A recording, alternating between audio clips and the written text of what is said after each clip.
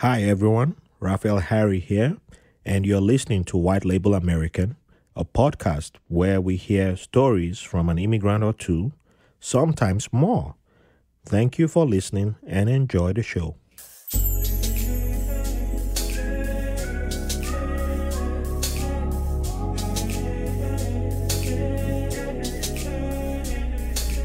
Welcome to another episode of White Label American. Thank you all for joining us today. Before we begin, I would love to give a shout out to Infrared Crypto. Y'all are wondering who's that? And I should have given him a shout out all this time. He's the guy responsible for the music that you've been hearing on this podcast. He has an album out. And as someone who loves to recognize great talent and people who've been supporting this podcast for a long time, I urge you all listeners to go check out his podcast his album on all platforms. He's everywhere. And show this brother some love. His album is titled Infrared. So just like his name, Infrared Crypto, it's infrared-crypto if you want to spell it out. His album is titled Infrared. So awesome, brother. Check him out. And also, I would love to give a shout out to the listeners on Good Pods HQ. That's the app for the podcast platform. I got an email from Good Pods this week that said White Label American was number 7 in the top 100 indie places and travel chart, number 15 in the places and travel top 100 places and travel chart, and number 32 in the indie personal journals chart. So thank you all listening out there. Stuff like this make me feel good. And when I feel good, y'all feel good. So if you want to make me feel even better, send some money, donate. And then, and you want to make me feel even better, join on Patreon, add more money. We accept dollars, pounds sterling, euros. If you try to give Naira, I don't know how I feel about that, but we'll still accept it. Just convert it, And if you try to give Bitcoins, we'll still accept it. Just make sure, just convert it to dollars. Come on, do the easy thing for me, man. I don't want y'all making me, all I'm saying is thank you anyway. So thank you all. If you can't give money right now, I understand.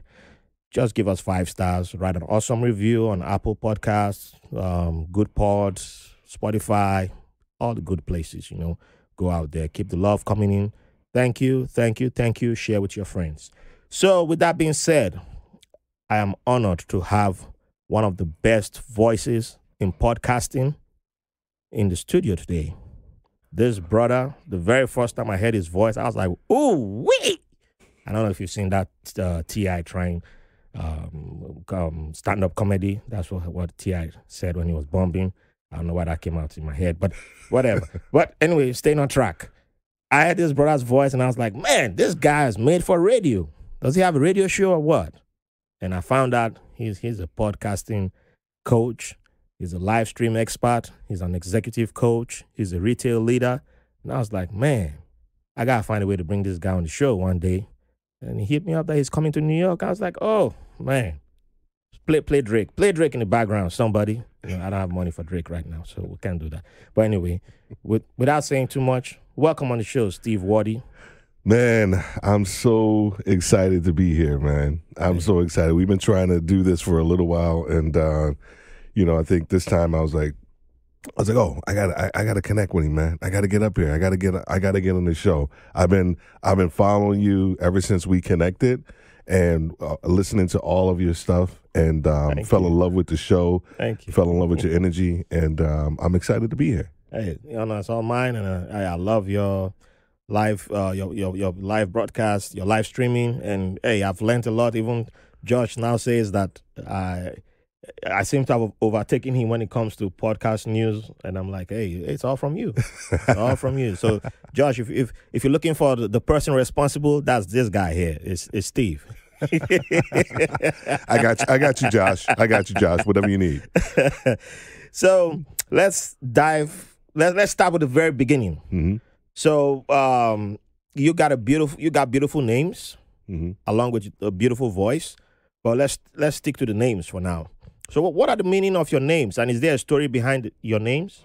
What for the podcast? No, your Or names. my name? Yeah. Yeah. So Steve means crowned one, and my mom actually looked at one of her friends who were in the neighborhood, and their son was named Steve, and she really just liked his character, liked everything he was about. I'm the youngest of seven. And so I was like that oops baby that kind of came out. It was like my sister is as Terry, who's 4 years older than me, and then it was Steve. And so she was like, "Oh, okay." And then she actually looked up the name. She did. It's interesting you asked me that. She actually looked up the name, and so says Crown One, and it just fit. Everybody calls me Stevie though. Yeah. Like all my family, Hey. everybody's like, I'm a grown man, but everybody calls me. I go home and everybody calls me Stevie, and I actually love it. My girls didn't like it initially. Like, you're a grown man. Why are they calling you Stevie? I'm like, that's Yeah. family. So yeah. And then Worthy, the last name Worthy is just it's kind of speaks for itself a little bit. There's not a lot of us either, right? So it's a fairly close knit group of family. My parents are originally from South Carolina, and then they moved up here like in the 50s, up in New York in the 50s when jobs and everything were kind of scarce down south, and they moved up here. Yeah. My brother Stan's the oldest, and so we have all of us. We have just very kind of not unique names. They're all of us: Stanley, Stephanie, Kathy, Jody, Judy, Terry, and then Stevie. So Wow. yeah. Beautiful. So you've already alluded to this answer, but just give us the full place of birth and what childhood was like for you. Yeah, man. So New York is home, and then I moved to Buffalo for a little while. For the most part, after I was around 11 o'clock. 11 o'clock after 11 years, 12 years old. So finished up the majority of my youth in Buffalo, New York, and from Buffalo, ended up going into the Air Force. Oh. Went to the Air Force for 4 years Mhm. and enjoyed that. Got my undergrad in accounting, hated it. couldn't stand accounting. Well, okay, you're going too far. Let's Oh, my bad. We're going Go to stay in ahead. the childhood Let's first. go to that. Because Let's go for it. You say Air Force. I need to now ask you about golf. Now you mentioned Air Force. Oh, yeah, man. Before we get to all that, Yes. let's still stick to childhood. So when you say New York City, Yeah. where you was that Manhattan? Yeah, or- Manhattan, Upper West Okay, Side. so Upper West Side. Yeah. All right. Yeah. So, where do you consider your favorite childhood memory to come from? Oh, that's a good one. One of my favorite childhood memories is when I was a kid, even when it rained. Yeah. Even when it rained, I could still go outside and play. And we used to, of course, when it was nice outside, we played skellies and all of that. But I remember we lived on a hill, and we would paint popsicle sticks, like different colors, Yankees, Mets, or whatever. And we would actually, while it was raining, and we would race the popsicle sticks down the side of the curb. Wow. And we would put rocks and all these different things in its way, and made like this almost like whitewater rafting type of thing. But we just used popsicle sticks that we had inside the house, and we would just paint them up, and we would just go outside, and we just tons of us. Yeah. Tons of us doing it. So, I think about, kids nowadays, like they don't want to go outside. When it was raining, I mean, it's pouring down raining. Yeah. We were out there actually still just having fun.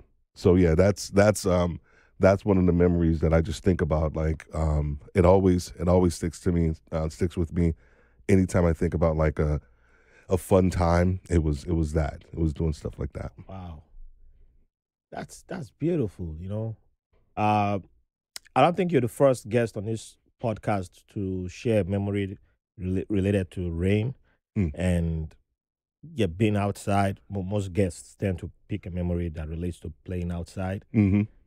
And I think most of the majority of the guests have been from our generation. Mm-hmm. Mm-hmm. So it doesn't matter what continent they are born in, they always pick a memory from playing outside. And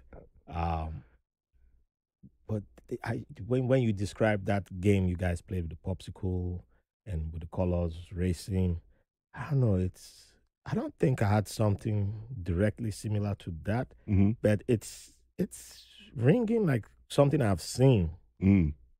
somewhere as a kid. Like we may not have called it popsicle, Right. but it sounds mighty familiar. I may have partaken in it when I visited another city Mm. and got to play with kids who maybe that was I only stayed in that city once. I only visited that city one time. Right. So I just, what are these kids doing? And I don't know, but you play with them one time and you never visit that city again. So Yeah. you completely forget about that. And then it's like, oh, yeah, I may have done something like that. But you just completely forget about it until somebody jogs your memory and you're like, oh, 100%. And you know?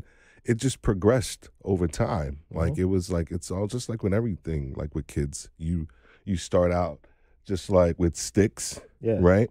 And so we would just use sticks, and everybody had like a different color little tiny stick, and then you put it in there, just like ooh, and then it evolved into popsicle sticks because then they were more streamlined. Yeah. And then next thing you know, we were shaving down the popsicle sticks to make them like more aerodynamic. I mean, it was so it just completely evolved into something completely different. Wow. But that also speaks to the creativity in kids. And, I have a question on creativity later Hmm. on, but Hmm. I think it just shows that you've always been creative from a long time, for a long time. Like, colors, Mm. utilizing water and trying to direct, create. It's creating art. Mm. Hmm. Hmm. And but we don't see stuff like that. And that's one reason why I don't even remember what made me start asking the favorite childhood memory Yeah. question, but it was the very first person who I asked. When he answered the question, I realized that he was literally describing what he was doing as a child Mm. for fun. He was describing an interest that was tied to what he's doing right now, and I was like, huh. It wasn't intended. It's just I just popped like, oh, this is a good question that I should ask, and I just asked. And since then, I was like, yeah, I'm just gonna keep this question and start Yeah. asking everybody. And you just always pick something new from everybody, and it's like, wow. But That's a great question yeah, because so you realize that part of your childhood, I think the thing that we want to do, I think, that brings out the best in us is almost childlike. It's hmm there we don't have to think about it. yeah, We don't have to manufacture it. It just kind of comes out of who you are, and so just being a kid, that's exactly what happens. You just start to create, and then as an adult, sometimes we lose that creativity yeah, because we start to force everything. hmm So yeah. We'll become so rigid, and in the name of structure, we feel like we have to throw away all the imagination and anything that's creative. Like, no, there must be structure. So throw it all out. Throw it all out. yeah, yeah. Yeah, and it doesn't have to be like that. One thing my missus did not long ago. The first time she did it, I I tried to fight it, and then later on I was like, I'm not even gonna fight it. It was raining. It wasn't like a huge downpour, but it was raining, and my kid wanted to go to the playground, Mm-mm. and I was like, it's raining. I'm not going. I'm not taking you. Mm-hmm. I don't feel like going out in the rain. And her mom was like, oh, I'm done with work. I'll take you. Yeah. And they went out in the rain. And I was like, you're not worried about being wet and all that, Yeah. huh? Right. And she came back with like, oh, Papa, I had a great time. I had a great time. There were not many kids at the playground, but I had a great time. Exactly. And, when you talked about, when you mentioned, you know, kids being out in the playground, like now kids don't play in the rain anymore. I was like, yeah, it's the parents who don't allow the kids play in the rain. Mm.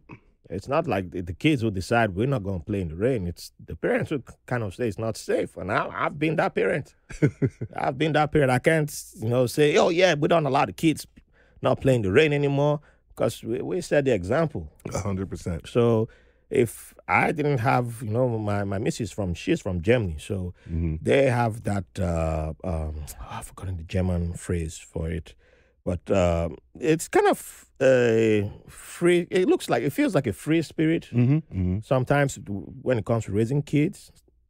So sometimes, like, yeah, let the kid just run. Yeah. They have their eyes on the kid, but it's not like you have to like watch the kid 24/7. Yeah, let them explore. Let them explore. When you see their playgrounds, it's mostly wooden slides and all that. It's like, yeah, it's okay for kids to have splinters and all that, but they learn. But and like when an American comes, like, oh, it's wood. It's made of wood. I have to check inspect everything, feel it. Like, oh, exactly. No. Why is it not made of plastic? Why is it not made of metal?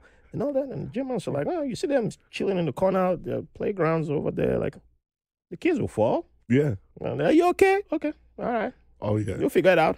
Okay. Yeah. Nowadays, it's like the kid falls and it's like you start running. Yeah, the parents are running to the kids and you're just like, did the world end? Is it over? Let's go home. Yeah. Let's start going home. No. The kid fell. It's all right. Like you fall down the more you grow older, the older you get, you're gonna fall. You have to learn how to pick yourself up. It's part of life and all that. And it's when I'm in Germany and I'm watching them in the playground, I'm like, oh, I remember watching a video on YouTube, on Google videos, about an American parent who first time she went to Germany. She was married to a German, and she was like, yeah, everybody knew I was American because I went to the playground, and I was the only person running after my kid every 2 minutes, like, oh, and all the Germans were like, are you okay? Yeah. You all right? Well, do you need help? Right. She's like, why aren't you all freaking out about the kids? They're like, they're children. They're supposed to be children, That's right? what they do. There's mud. Children jump in the mud. Yeah. But there's bacteria. Oh, Yeah. well, you had bacteria too when you were a kid, right? Right.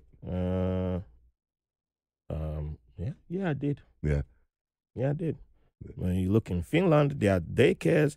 If it's snowing, they take the kids out in their underwear and make them roll in the snow and all that. And the first time I posted a video, this was even before I became a parent. I just saw the video and I thought it was exciting. And I posted, are they crazy? What is wrong with these people? They're crazy. Why are you putting the kids through this? And I was like, but did they die? No, they didn't. So, no. But why are they doing this? Why are they making the kids suffer? That's it. I said, they're not suffering. I read a book a while ago, Essentialism by Greg McEwen. I think he's a British guy. And in the book, of course, he talks about how to just cut things away out of your life and you can just focus in on the essentials. But one of the things he actually talks about is play. Yeah. As an adult, like what does that look like for you to play? It's completely different than what it was when you were a kid. But as an adult now, we put so many constraints on this idea of play, and now we actually have to kind of reconstruct it or redefine it and what it really means, and then taking the time out from when you're working to actually play. Go for it. Oh, Corey's downstairs. Okay, yeah, and just being able to learn how to do things differently as an adult and take that time so you can play, like not think about anything. Maybe it's a video game. Maybe it's something that you just kind of turn. You're able to turn something off and just do something that doesn't even involve like you thinking. But that's so important as an adult that we still carve out that time for play. Yeah. That we don't really do it anymore, and we just think that we always have to be heads down, and we can just figure out how to carve out that time for play. I agree. Because there are times when I'm like, oh, I'm working on the deadline, and my kid just runs up to me, Papa, I need you to come to the playground with me, or I need you to come to the park with me. And I'm like, I'm busy. I'm busy, And she repeats it like 3 times. And on the 3rd time, I'm like, you know what? Man, the sun is hot, though. Why you got to pick on the day when it's like so hot? I've walked in enough hot suns in Nigeria. I've walked in hot suns in the Middle East. But all right, let's go. Yeah. I'm just gonna go with her. That's it. And we go. We're going. And and we go in and we just walk out, and that's it. I'm going with her, and nothing beats. And at the end of the day, nothing beats when we come back, and she runs into my arm and says, "I had so much fun with you Right. and with Mama." Or sometimes it's just me alone, and I had so much fun with you, and I hope we do it again. And I said, "Okay." I'm like, I don't know how old you are, but Mm-hmm. I thought you were supposed to be 3 years old, but sometimes you sound like you're 30. But hey, I'm like, all She right. got old soul. But at the same time, yeah, I do feel good inside when she says that, though, because I know she's not going to repeat that age anymore. No. So it's a moment I won't have back. So Agreed. it's great, and I have friends who they've messaged me. We talk every once in a while, and they say stuff like, "Man, I wish I could spend time with my daughter or my kids like that." And I understand. It's not life's not the same for everybody. And I say, yeah, there's stuff which I never planned. I never thought that when I would go for my volunteer every Saturday, that my daughter would love to come with me. Right. Right. And now that's like a part of Saturdays. Yeah. She doesn't want to go to the playground. She wants to come with me to the volunteer garden, and she now has her garden bag with her gloves and everything. She only spends like 20 minutes tilling her plants, and then she's like, out of here. They want to be part. They want to Yeah. be part of what you're doing. Mm-hmm. Right? And I think the tendency sometimes that we don't think that they do, because they think that we think, oh, I'm just kind of in this world, but the kids, they want to know. They want to know. That's true. They want to know. It's what not always you're doing. about throwing toys at them, because you can just throw the video games and all that, and okay, here you go. Mhm. Get out of my face, and Yeah. you got what you want. You're happy, right? All right, and no, it's more than that. So 100%. it's beautiful, and I love that. I'm glad that I'm at where I do realize that those moments count, Mm-hmm. and I'm able to. Sometimes I do miss out on some of those opportunities to spend time with my little ones like that, and even my partner. But I'm glad that most times I recognize the opportunities to grab those moments. Yeah, man. So Absolutely. So I hope for everyone listening, you're able to grab those opportunities. So back to your story, and talking about stories. Yes, that will be the next question. Before we'll come to the Air Force, what do you consider the first memorable story that you ever heard in your life? Relative to just me or something that took place in my life? I say, relative Yeah. to you, that will have an impact in that. Yeah, that has an impact in the person that you are today. Well, I got to talk about the Air Force. What actually took place? It's like right at the beginning of my Air Force career, and it was something that I've always been picked for different leadership roles when I was from young age through high school or whatever, and I just. A lot of times I shied away from them. I just didn't want the responsibility. And so when I came into the Air Force, they made me squad leader. And I didn't want to do it. And I was going to be in charge over 20 guys. And it was 60 of us total. But I was going to be in charge over like 20 guys. And I didn't want to do it. I'm like, I'm not being responsible. I really, now I know I shied away from the responsibility. Mm-hmm. And so I didn't want to do it. I still had a little bebop, in my walk. I didn't have a march. And so we were coming back from our clothing issue and, we're marching. I got a little bebop and the TI training instructor is like, Worthy, stop that bebopping. I'm like, whatever, man. I don't want to do this anyway. And, and I'm still bebopping a little bit. And we get to like the next corner and he's like, Worthy, I'm telling you this right now. Like, if you do this again, you're not going to be squad leader. That's all he had to tell me. Man, I had my backpack on. I'm going crazy with the. I'm not even marching. I'm like, I am just not marching at all. And so we get back to the squadron. He kicked me to the back. Yeah. And we get back to the squadron, and he's like, Worthy, come here. Big dude. And he said, Worthy, I'm just going to tell you this right now. Leadership will always find you out. Mm. And I'm like, whatever. What does that mean? What does that mean? I'm 18 years old. What does that mean? He said, okay, you think you got away with getting out of being a squad leader, but now I'm going to make you what they call a latrine queen. So now I have responsibility for the cleanliness level of the entire bathroom for 60 dudes that were from 17 years old to 27 years old in Lackland Air Force Base in Texas in the summer of '88, hot as hell. But now that's my responsibility. And he said, you think you got out of it.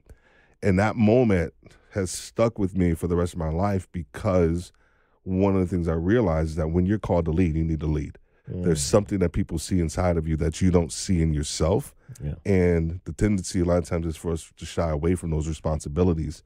And so that set me up for every other leadership responsibility and role that I've ever actually had in my life, that I started looking for those opportunities after that. And so it just kind of helped me kind of propel to where I'm at today with my ideas about leadership and concepts and things like that.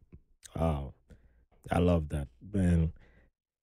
Wow, it's amazing that you chose to share that, because in a way it ties into my time in the Navy.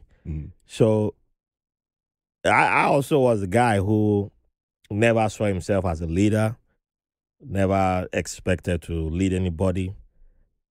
But looking back in my life, the same thing too. Leadership did find me, even though I didn't expect it to.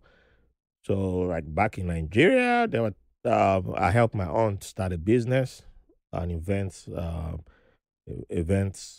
planning and events. What's it called? Events planning and management business, something like that. And I was in charge of the team that set up the party planning team, gazebos, and chairs, tables. I was in charge of paying the staff. I never got paid.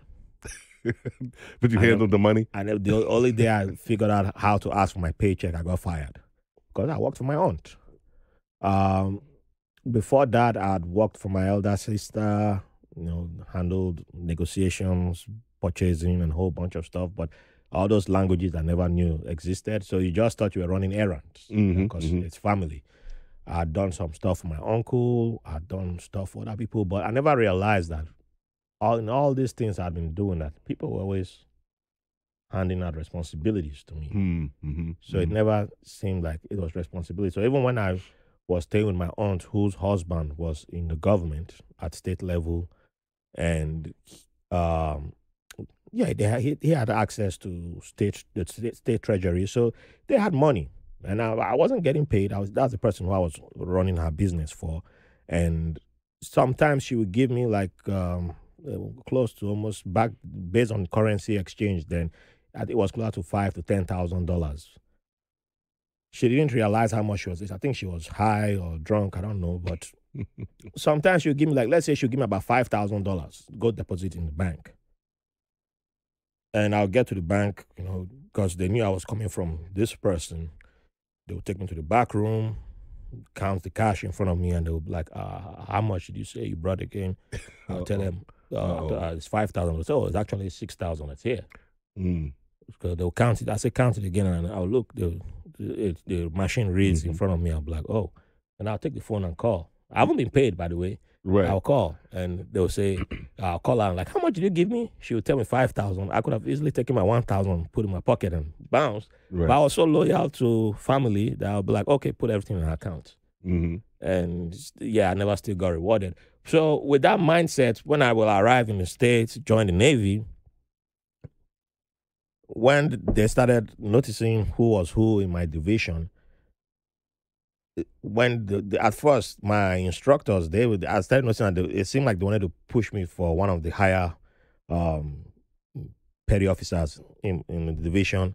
So I thought I was smart, and I volunteered for what you call the latrine. Volunteer. Yeah, so I was the guy who said, yeah, make me You don't volunteer. the head PO. So I became the assistant head PO. Yeah. Because I didn't want to be the head. Yeah. I went for the assistant. So the guy who I was the assistant to, he was the first guy to get asthma, which is demoted out of our division because he tried to flirt with a girl, and in a very teenage way. Yeah, that was very, very teenagey. And so I got promoted to the responsibility that I thought I could avoid by being an assistant, Yeah. And now I end up being the head. And the way I still avoided being recognized because when it came to the end of the year, our term, and they were taking photos and giving people pins, I refused to step up. And why is that? Why did you refuse? It was just that mindset of, I don't want recognition, that kind of thing. So the guy who got demoted, when you see our, what's the book called? That's like our yearbook. In mine is the guy who got demoted that appears in my spot. Oh, wow. Yeah. Because I was just thinking that they automatically have my photo there. Yeah. And it was after that I was getting mad. And I was like, but you never stepped up for your photo to be taken as the head of the we call it head PO, so head petty officer. That's the guy in charge of cleaning the bathrooms. But I was in charge of the team. I woke them up, get to work. Do you regret not stepping up? It would take years for me to actually say I regret it because I knew I did a good job and all that, but just to officially say I was responsible, I never did. So I will arrive in the fleet, avoid every responsibility again, like taking ownership, and then nobody handed over any title to me, so that's fine. Then I arrive through my job training. Then I arrived in the fleet officially. Within 2 months, I'm made the supervisor of my shop. I'm like, oh, here we go again. Leadership found me. I would get awards. And still, I was looking for a way to shy out of it. Because it just seemed like I never saw myself as a leader without realizing that, leadership will always find you. Yeah. It will always find you. People outside saw me, and they saw something in me that said, yes, you're capable of this. We believe you can handle it. But I was the person who looked in the mirror, nah. And until I would get out of the Navy, and then I would start, when I was talking, I went to a network event in downtown, one pre-pandemic. I was at a network event for veterans, and there was a guy I met from PwC, and he was like, what do you do in the Navy? And I was just listening up. He was like, wow, were you a chief? Were you an E6? I was like, no, I was an E4. Right. He was like, you did all that? That's your responsibilities? Yeah. What?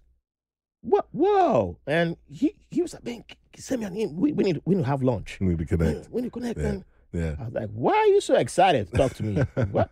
I did nothing. Yeah. To me, I did nothing. Well, I think the one thing that I've learned over my leadership career is that, and I think I'm trying to help a lot of people with this, is that we get leadership almost twisted in the context that we feel that we are leading people. Yeah. We are. However, people have to choose to be led, right? So they have to buy into you for them to allow you to be led. And I think that's when, if we start to think about it in that context, it's a different perspective of leadership and the responsibility level that you take on. And I think I looked at it that way, where that, man, these people are actually, or a team or whoever it was, business, podcasters, or whatever, they are choosing to be led by me. They can go somewhere else. They can go to another company. They can do whatever. They go to another coach, but they are choosing me. And so when you start to think about it in that context, there's a lot more, some measure of responsibility associated with what you should be doing and what you should be giving. We just want the title, right? But as a leader, you have to give something to the people that are following you. I think in my case, I understood that I had to give something, but sometimes it just felt like I was giving a lot, and then it just felt like I was giving so much, and then I started feeling empty. Mm. Mm.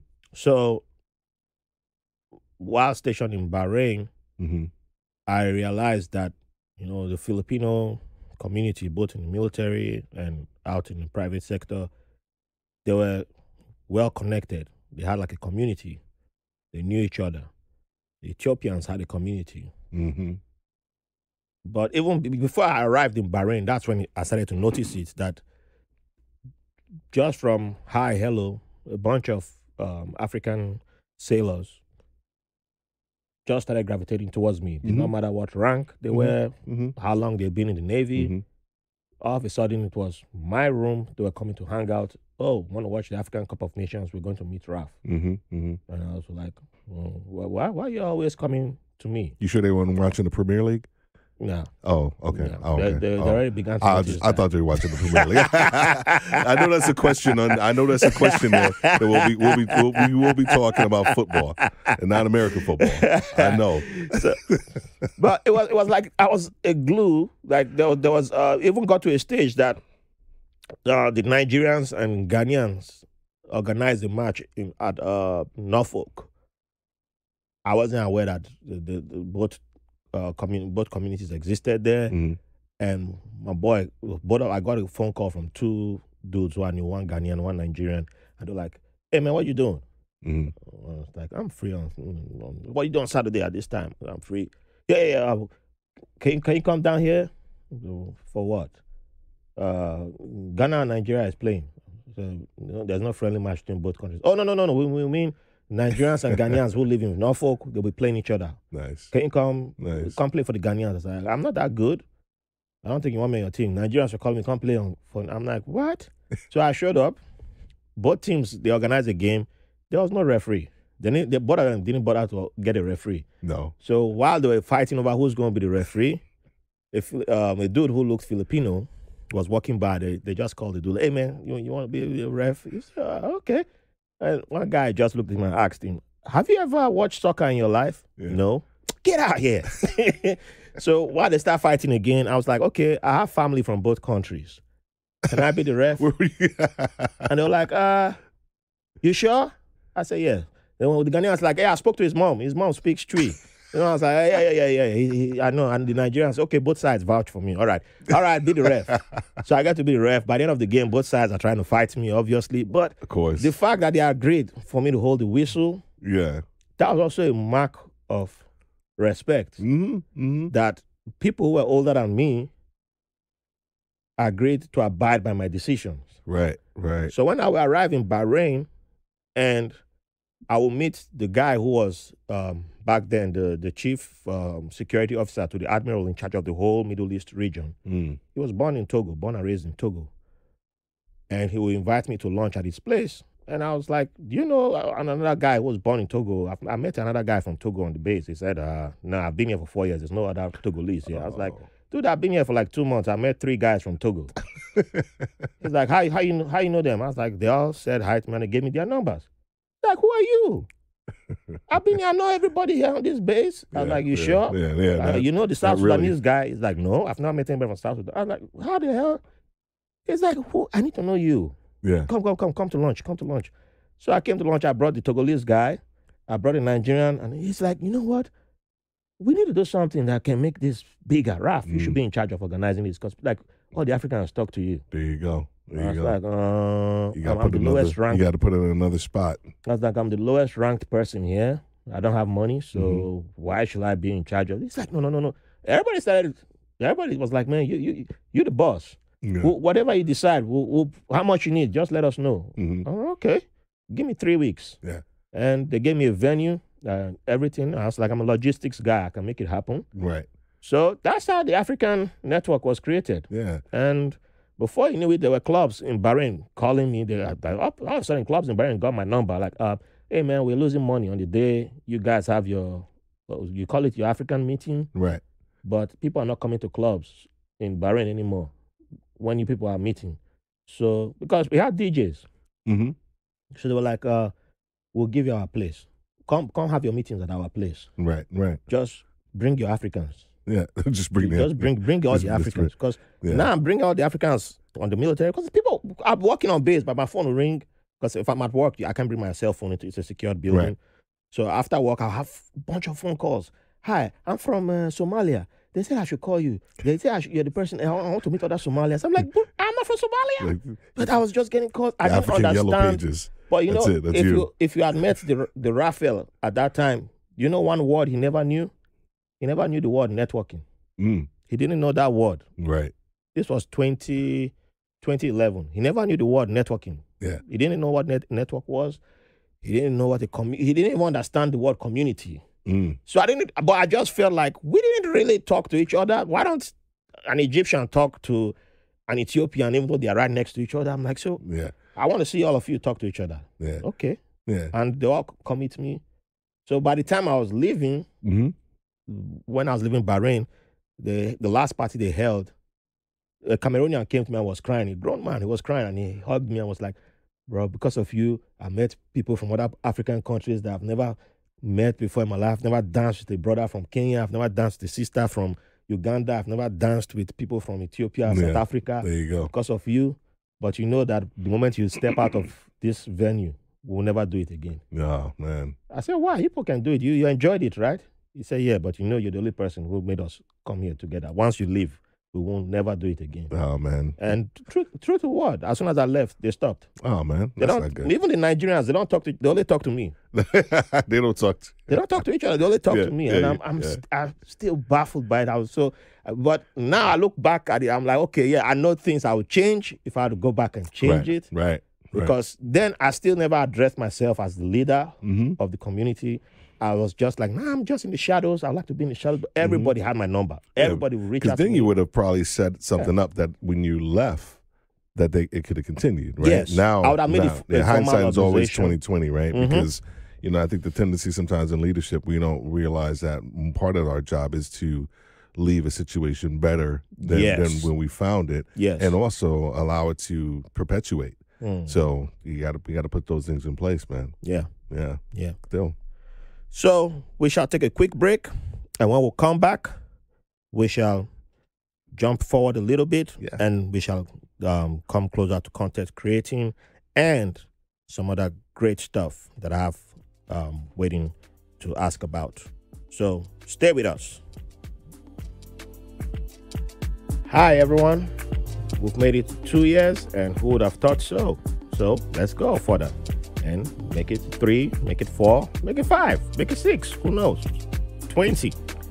But we can't do this without your support. So join us on Patreon at patreon.com/whitelabelamericanpod or linktree.com/whitelabelamerican. Go there and you'll see our Patreon link, and you can join us for as low as $3. We have bonus content, we have bonus materials. There's so much juice over there that we don't release to the public, and you can contribute in making this podcast better. You can send questions, you can send your ideas, and also there's a lot of new things that are coming. The announcements are made on Patreon first because we have to, take care of people who help make this podcast possible. So you can be the one to make this podcast what you want it to be. Come join us on Patreon and make it what you like to see. Join us, make it fantastic. Keep the 5 stars coming in, keep the love coming in. Thank you for the privilege of your company. Welcome back. Thank you for staying with us. So we stopped at Air Force. So let's continue with retail. Because you are a retail leader, and we already started talking about leadership. Yeah. So how did you get into retail? Yeah, man. It's almost like that. You've heard people say Taco Bell, like no one goes to Taco Bell, you end up at Taco Bell. Yeah. It's the same thing with with retail. You don't like really go after retail. You end up in retail, and that's really what happened. After my quick stint in accounting, I left New York and I moved to Charlotte, and I came across this specialty company called Caribou Coffee, Okay. and connected with them. I ended up playing golf with my future boss's boss. He was in town, and we played golf, and the whole 18 holes where it was really a job interview. Wow. And after the job interview, they offered me a job. I mean, after the golf, they offered me a job, and I loved it. I just enjoyed it because it fit retail, not just that job, but in retail in general. It fits my personality, where I get bored quick, and my mentality is I can understand things very quickly and move forward. But the tendency sometimes with me, and this is what retail helped me with, was slowing down to make sure that I'm bringing everybody along for the ride. Just because I get it doesn't necessarily mean that everybody else does. Yeah. And so in the retail industry, you have to slow the ball down, as I call it, slow the ball down so you can bring everybody along for the ride. So that way you can all ride together. Even as a leader, if you're already there, your job is to go back and connect. All right. Yeah. And so, but the fast pace, dealing with customers, dealing with so many different aspects of leadership, and in my career, one of the things that we're going to be we'll be talking about with Worthy Retail U is this a new model that we have called Make a Move, and really we're helping retail leaders kind of decode their career where they currently are to help them understand whether or not they need to move up in the organization, move on to another organization, or move out to start their own thing. And so just taking all the experiences that I've had and putting it into something that's a little bit more niche in the retail industry that's really not out there. Wow. So 2 things that I got out there, and I believe it's all tied to the Air Force. 1, golf. Yes. So it's true. It's very true. My CO, every Friday, I shared this the other day or a while ago. It's like every Friday, whether if you weren't working on a plane, you were in the NCO club at around 2:00. Every Friday. If you weren't on TDY with your plane and you didn't have anything to do, whatever it was, you guys ready? Like, that's my CO. You guys ready? Okay. I mean, wow. So we were either in NCO we were club. hating for the right reason. Yes. We'll be hating the Air Force. Yes. And we'll be like, they'll play golf. Man, we hate these people. Yes. So we were right to hate y'all. He taught me. Right. He taught us. It was a good hate. Yeah, he taught us. My roommate, who was from Jersey, from Newark, and we never play golf. We had never played. You city kids, you don't play golf. So he taught us how to play golf and drink while we were playing golf, and I fell in love with the sport. So I still love it to this day. And the second thing, it's also tied with military. I never realized how much customer service you do in the military. Mm-hmm. And it's until I was doing customer service outside of the military, and I realized that, wait a minute. Yeah, I got to learn how to say no without saying no to people while I was in the military. Yeah, yeah. And that's a skill that you build in the military by, doing customer service. Yeah. Part of my role was teaching my crew and other crews how to don and doff their CBO equipment, chemical biological equipment. Yeah. And so I was teaching. I was 18, 19 years old. I'm teaching these classes to, of course, officers who are probably twice my age in a lot of instances, but I am teaching them really survival techniques. And the interesting part was that a lot of the trainings happened stateside, and then when we went over to Desert Shield, Desert Storm, right at that time I was by the time I was a sergeant, just moved through it really quickly, and they were like, "Oh, Sergeant Worthy, could you teach us how to?" Yeah, I'm like, nah. I wish I was able to say nah, but I was like, no. In my head, I was like, nah, son, you should have played attention class on stateside, But no, so I ended up having to, we ended up doing classes again, but so that customer service piece. teaching, coaching, training, all those things were things that just are embedded inside of me, and I still do to this day. Yeah, mine was one of the trainings that I had to do was teaching people how to drive the forklift. And everybody just came to the class like, okay, I'll start the forklift and just start moving. I'm like, hey, no, you gotta check if the forklift is forklift. What is inspection? Start there. Yeah. Inspect.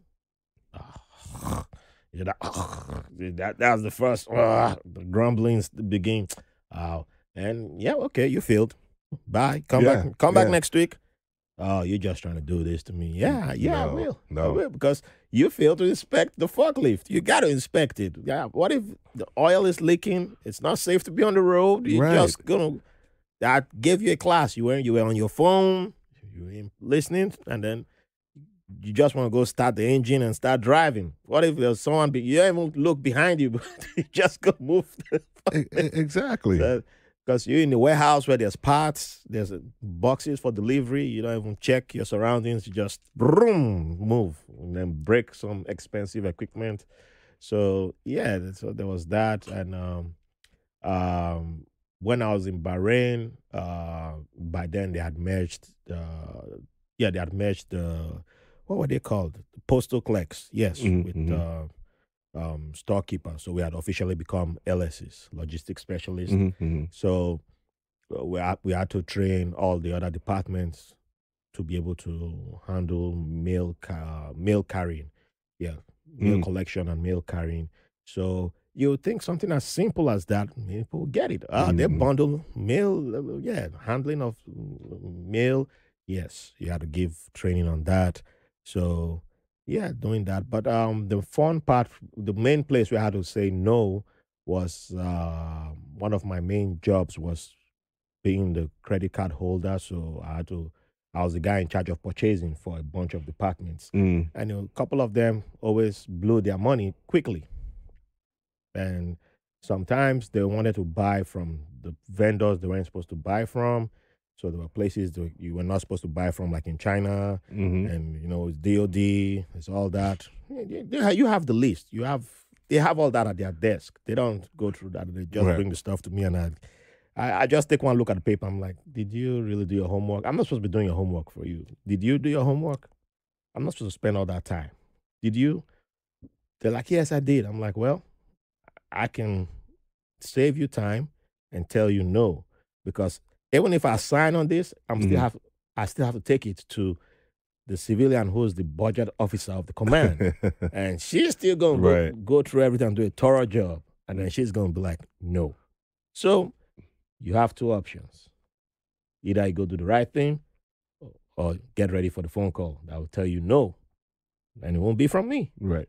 So what's it going to be? Oh, my chief's going to call you. Okay. And your chief's going to call me. And I'll be like, I can explain. And, well, I'm giving you an order. Take the paper now. All right. I take the paper. And then you get a phone call from the budget officer of the command.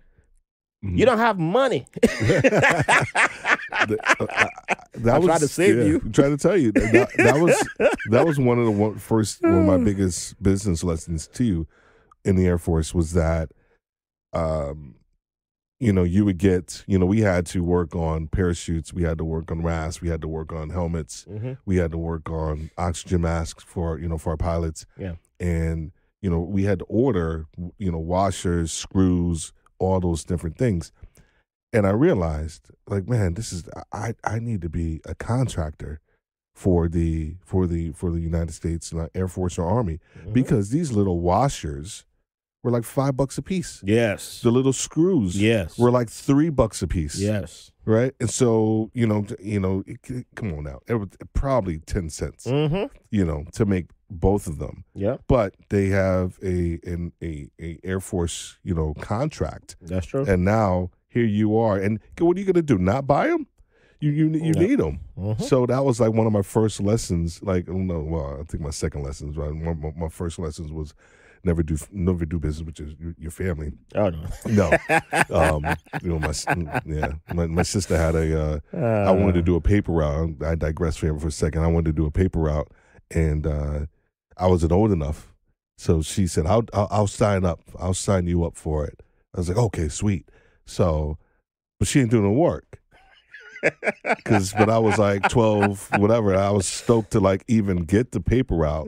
So I'm doing all the work, and come time for the paycheck, she taking 50%. Yep. So anyway, that was my first business lesson. Don't do it with your family. So how did you go from, you it sounded like you were doing a great job at retail leadership. Then you decided. When did you decide that podcasting has to be, you have to embrace the storytelling through podcasting? How did you embrace that? So a buddy of mine, I was living in Atlanta at the time, and I wasn't really a break, but guy at my church, he owned a project management company, and big company, and I was teaching classes. I was teaching startup businesses at our church. Myself and another guy, Jerry Barron, who actually we ended up working for named Frank Payne, and we both ended up working for him. And we were always Jerry and I were always speaking about business to people. I had a couple businesses on the side. He had a couple businesses, and so we ended up starting a show called For Husbands by Husbands, because at the time I was married, and we were trying to help husbands understand how to balance to be an entrepreneur and also be in your family. Yeah. And so we started that, and it was 2007, and we started on Blog Talk Radio. And our CEO at the time, Frank, he said, "Hey, have you guys heard about podcasting?" And we're like, "What is that?" And he introduced us to the whole concept, RSS feeds, downloading our audio, editing the audio, all of that stuff. And so we were podcasting since, I've been podcasting since 2007. I think we did it to like 2012. I did a little radio up in college, and did a little radio in Atlanta as well. So fell in love with the medium, and the rest is kind of history from there. But now the whole podcast piece for me, and a lot of people don't look at it in this context, but I do, that there's so much, the measure of intimacy that you have with podcasting is unreal. Yeah. Because the tendency with podcasting is that you don't listen to podcasts in a group, right? Yep. There's not like a massive, like 4 or 5 people like, "Yo, come on over to my crib and listen to the podcast." You listen to it like kind of almost in isolation, whether you're walking, the dog, you're working out, or you're doing something. And so now it's you and Corey, and I'm just talking out, and Corey is consuming whatever it is that I'm saying. So there's a measure of intimacy that's created there. Yes. And so now, when you take that and you're able to, kind of craft and have a really good, good content. I know we'll talk about that here in a second. It's so powerful. It's extremely powerful. And so I think a lot of times people don't they just want to start a podcast, and I get it, but there's something to be said about the level of intimacy that you can connect or that you can create with someone else as well. I love that, because that's true. I never thought of it from that point of view of the level of intimacy, but yeah, because 99% of the time I'm listening to a podcast, it's just me.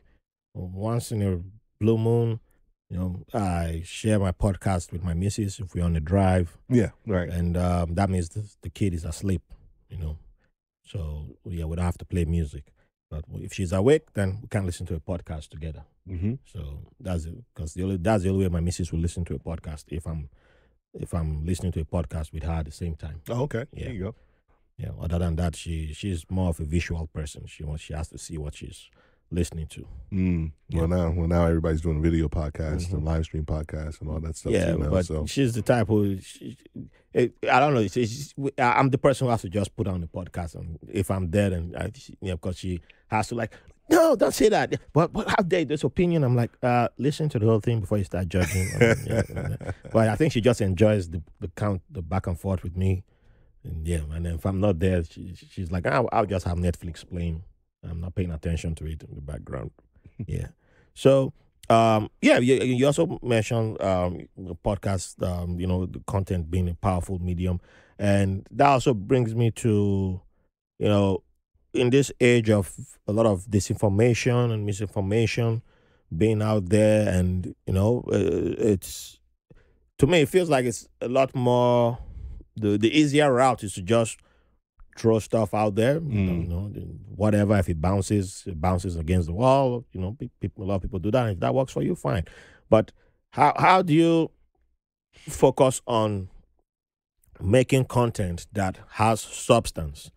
Why is that important to you? It's because of the audience that I'm connecting with. So my second stint into podcasting, I had a podcast and I called it The Worthy Podcast because I'm super original. And I was like, well, I got a pretty decent last name, so I just and the concept was super broad. It was me talking about coaching, trying to help African Americans, da da da da da. It was just like all over the place. And now the crazy part was that the content and what I was talking about was actually really solid, but the audience and where I was directing it to was misguided because I didn't really know who I was and what I wanted to say and what the audience I wanted to go after. And so I think the biggest piece is that when you start to think about content, one of the first things that you have, it's an evolution sometimes, is understanding the audience that you want to have, and then you start to craft your content around there. And so I ended up getting a podcast coach, and he and I started talking, and he said, hey, I listened to your podcast, The Worthy Podcast. I think you got some good stuff here. Let's talk about your retail career. I'm like, dude, I don't want to do that. Like, I'm gonna do retail podcasts after this one blow up. They had that mindset. And he was like, no, here's what I want you to do. I want you to come back next week, and I want you to come up with 13 episodes for retail. And Raphael came back. Came back the next week. Came back with 40. Wow. Came back with 40 different episodes, and probably about 5 of them could be series. And so if you really had to kind of extrapolate it out, it's probably like 50 like different and all sort of mutually exclusive except for those series. And he was like, so what are you going to do with this? And it was like the seas parted, the sky opened up. I knew that this is exactly the route that I needed to go. I mean, this was my career. I've been doing this for I don't know how long. I love the concept. I love leadership, but now I had to narrow my focus. And so now once I was able to do that, the content, I won't say it wrote itself, but it was really just an outcropping of all my experiences and realizing that, people need to hear this and niche down into this area of leadership that a lot of people don't want to talk about. They talk about retail in the context of sales and stores and things like that, but not in the context of leadership and how do you as a young leader, how do you deal with leading people who are twice your age, right? Very similar to like, experiences that I had in the service, right? How do you, as a young sergeant, how am I educating guys on their CBO, Dawn and Dolphin and CBO that are, twice my age. And so a lot of those things kind of came into play and kind of revisited themselves. But, the idea about retail leaders is that because I honestly feel, and 100% is that the decisions that they make, it impacts all people all around the world, right? Just think about Amazon. Think about the ideas that are, Amazon, the decisions that are made, not so much just in the warehouse, but with products to put out to put out there. Think about your neighborhood store that you have here, right? I don't know how many stores we passed, in the Uber coming this way, right? You think about their decisions that they actually have to make every day the products and the assortment that they want to have. So it's a lot that goes into it, and people just think that to just open the doors and that's it. There's so much more to it than That's that. true. Yeah. So much more. So you not only podcast, you also live stream. Yeah. How did you get to that? Because that's another level of podcasting. Yeah. So how did you embrace that? How did you, cross that bridge? I love live stream.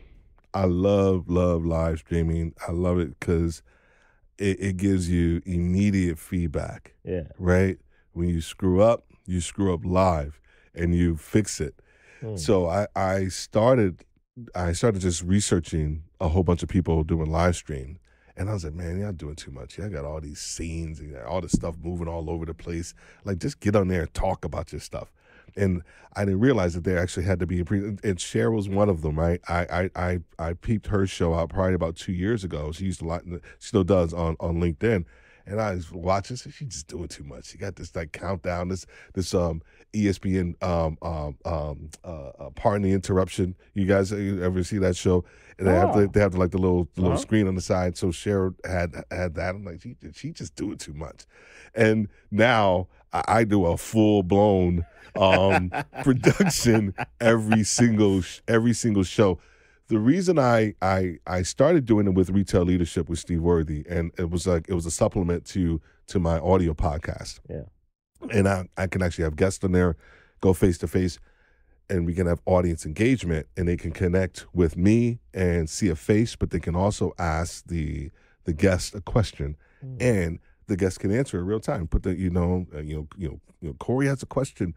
Put Corey's name up there, and next thing you know, now you're creating a completely different level of engagement than you would with just the audio podcast. Because one of the things that we hear all the time with audio podcasts is engagement. Yes. Like, oh my gosh, no one's who's listening, and please, if you want to, hear more of this, do a rating and review, right? All those different things. I've done it, and myself, but the live stream aspect of it creates community. It creates connection. And so one of the things that we talk about, and we'll probably talk about here in a second with Podcasters Live, another company we started, is that we understand that starting a podcast is easy, right? That's not the problem. It's discoverability, getting more people, more ears and eyes in front and to listen to your podcast. And so live streaming is one of the fastest ways to do it, because here's the other thing. It's international. I have people on my podcast, and when Cher does her podcast, people over in London, Asia, right? And they're listening, and they're staying there, and they're engaged in the process. So now you are immediately growing your brand internationally, right? In real time. Yeah. In real time. And so when you start to think about it in that context, there's no other medium that can grow your exposure and awareness as fast as live streaming, right? The other thing with live streaming too, I know I'm going on, and obviously you can tell I love talking about it, is that people are afraid to do it because, oh my gosh, what if I make a mistake? Yeah. Yo, listen to me. I made I don't know how many mistakes.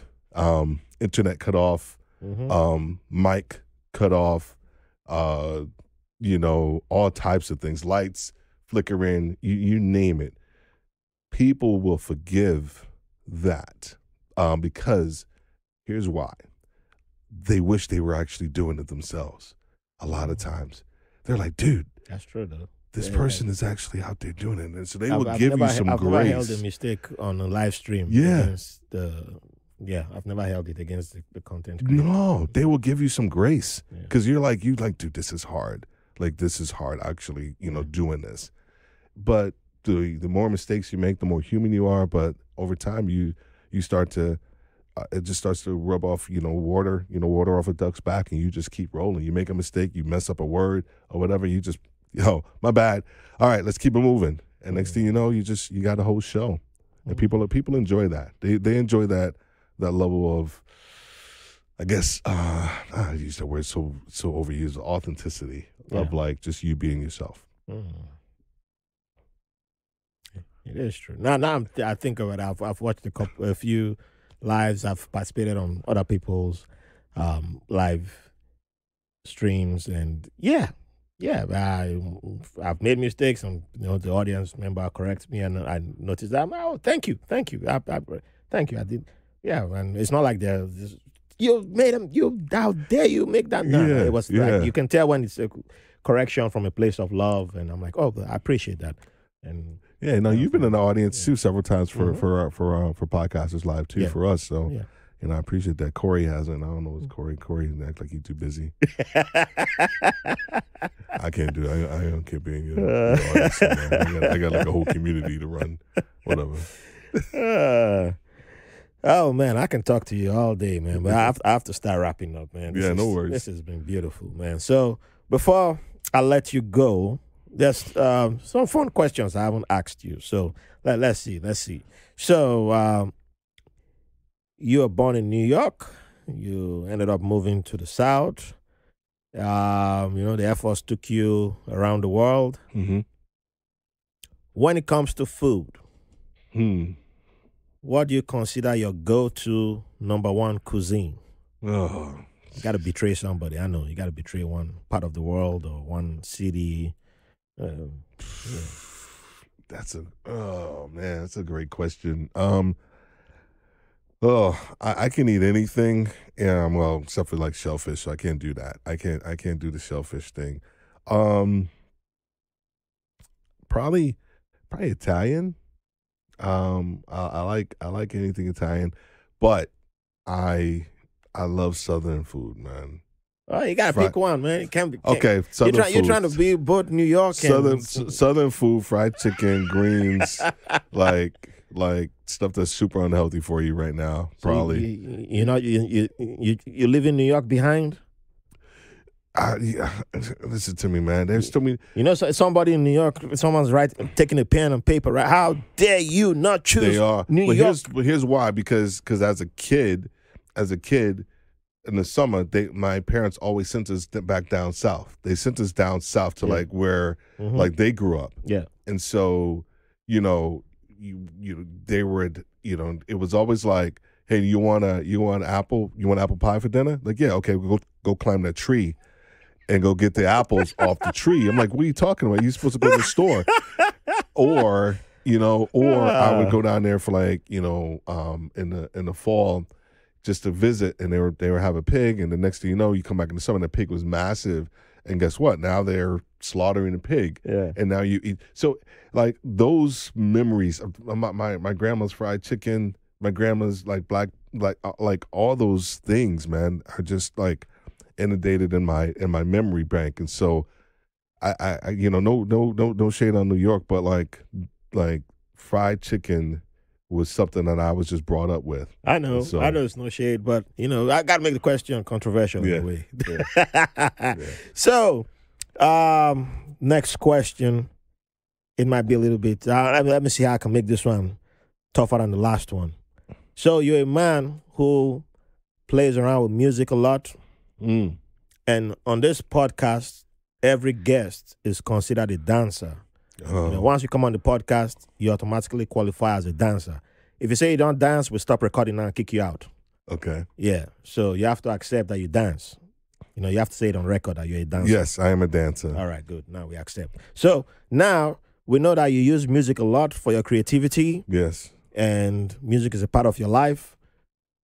So we need you to give us at least 3 artists that will keep you dancing for an hour. Now there's a caveat. You can't go with the most popular names. So I know Beyonce is about to drop an album, and we love Beyonce on this podcast. We love the Beehive. We need them to give us some donations to buy our merchandise. So yeah, we love the Beehive. So you can't name Beyonce. You can't name Jay-Z. You can't name the biggest names. We need some names to be discovered also. So give us 3 artists that will keep you dancing for at least an hour. Why you cutting your eyes and Cher's cutting her eyes at me? She wants me to say Drake so bad because she's from Canada, so Oh, she's from TO. So okay. Drake's also amongst the popular names. And plus I would But never. hey, Plus I would as a never say certified loving husband, I love Drake because he always got some dance moves for me too. So Plus I would never say Drake anyway. So just thought I thought that. Don't be hating on my boy. Don't be hating on my boy. There you go. So I'm old school hip hop, man. All right. Like I'm old school hip hop. So I mean, I can't say Michael Jackson, of course, because he's not hip hop. Come on, that's like the most popular of all time. Of course it is. So if I had to like 3 artists, oh man, there's just I don't even know if you danced to him or not, but like KRS One, Curry, will you accept KRS One for dancing? I mean, like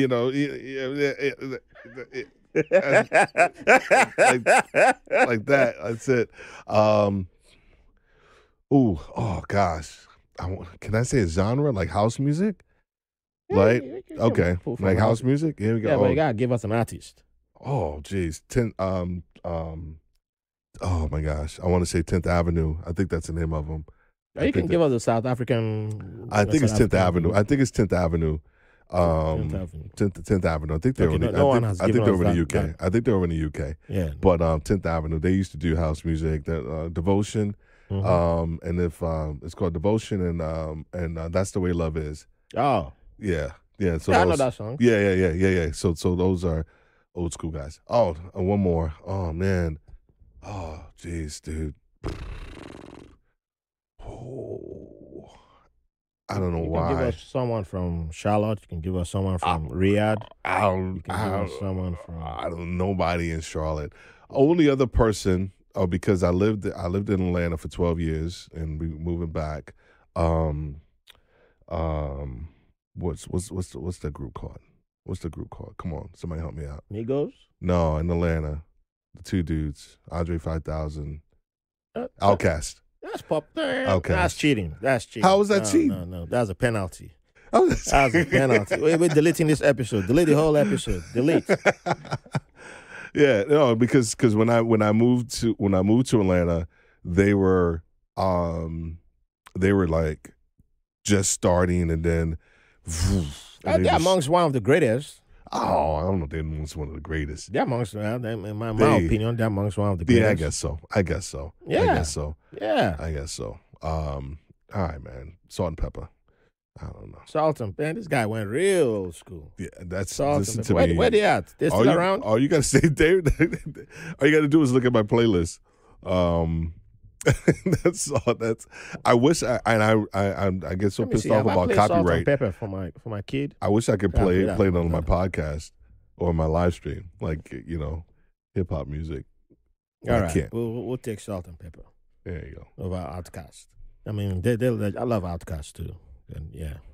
All right. So, final question: what would you like to leave the audience with?